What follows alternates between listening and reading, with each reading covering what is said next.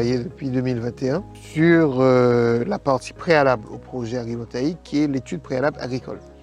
Pourquoi? Parce que désormais, il n'est accordé des autorisations d'exploitation des projets agrivoltaïques que lorsqu'il y a un vrai projet agricole qui est couplé à la partie photovoltaïque. C'est pour ça qu'on parle désormais d'agrivoltaïsme.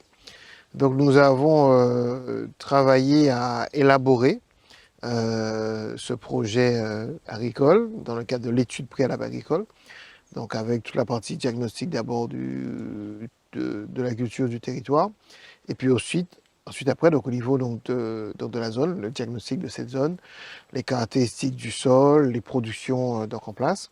Et disons que nous avons fait un travail important avec les exploitants qui, je le rappelle, sont des locataires dans le cadre de baux ruraux sur les fonciers du département, pour pouvoir un petit peu expliquer globalement qu'est-ce que cela allait changer, ce nouveau projet dans leur pratique, et surtout comment ils allaient travailler désormais.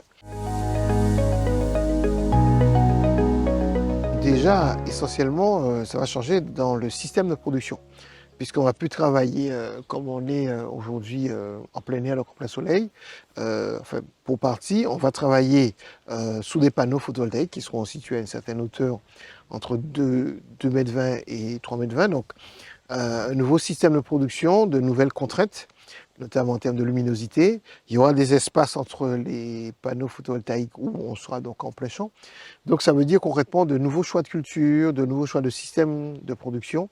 Il y aura vraiment une vraie phase d'adaptation donc à mener, et peut-être pour certains un changement d'orientation agricole à prendre. En tout cas, il est clair qu'il y a une culture qu'on ne pourra plus mener sous ces panneaux, c'est la canne à sucre, compte tenu de la hauteur. Donc là, il y aura d'autres choses donc à voir. Il a été établi un éventail de l'ensemble des cultures qui serait possible de faire ou non. En majorité, quand même, il est possible de faire à peu près tout, à l'exception donc de la canne à sucre. Bien évidemment, il y a des choix après d'emplacement donc à prévoir, en fonction des besoins lumineux des plantes. On ne pourra pas mettre toutes les plantes sous les panneaux parce qu'il y a moins de lumière, donc il y a d'autres choix à prévoir. L'idée, c'est que aussi les exploitants agricoles qui sont là sont quand même maîtres de leur système de production. Ce sont eux qui choisissent.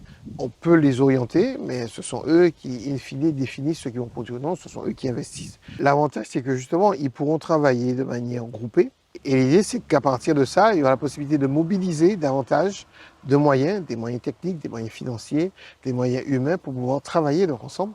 Et ça, c'est un gros avantage qui sera un plus par rapport au fait qu'aujourd'hui, chacun travaille de son côté à ses propres petits marchés. Mais là, il sera possible de travailler davantage à plus grande envergure. Alors, sur le volet élevage, dans l'étude préalable agricole, on a démontré que tous les types d'élevage étaient quasiment possibles. L'élevage des petits ruminants, la volaille, etc.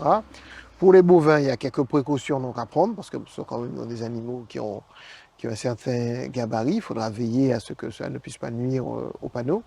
Mais, a priori, ça fait partie des cultures tout à fait réalisables comme cela se fait d'ailleurs dans d'autres pays, à La Réunion, etc.